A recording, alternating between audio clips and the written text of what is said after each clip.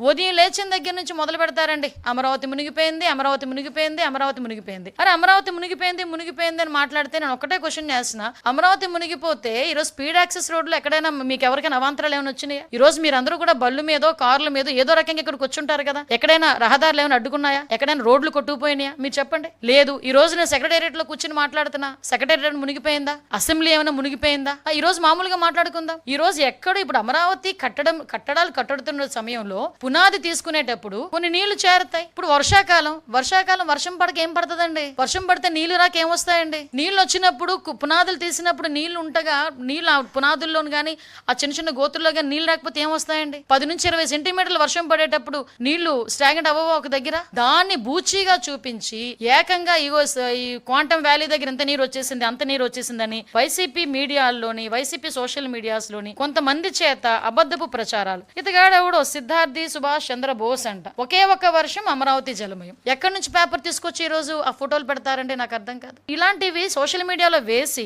ఇగో దీని గురించి అమరావతి కోసం 3 రిజర్వాయర్లు ఎందుకు, అమరావతిని ఒక రిజర్వాయర్ గా కడితే పోలే, 3 పంటల పండనేలా రిజర్వాయర్లు నీళ్లు పుష్కలంగా ఉండాయి కదా. అంటే ఇలాంటి ఒక రకమైన నెగిటివ్ యాంగిల్లో ప్రొజెక్ట్ చేయడం ఇది ఒక్కటే కాదండి. ఇలాగా ఒక మూకుమ్ముడిగా అమరావతి మీద దాడి చేశారు. ఈ రోజు అమరావతి అనేసరికి ఒక ఆంధ్రప్రదేశ్ ప్రజల సెంటిమెంట్. ఆ అమరావతి రాజధానిగా ఉండాలని మహిళా రైతులు బయటకు వచ్చి సుమారుగా 5 సంవత్సరాలు పోరాటం చేసిన విషయం మర్చిపోయారా?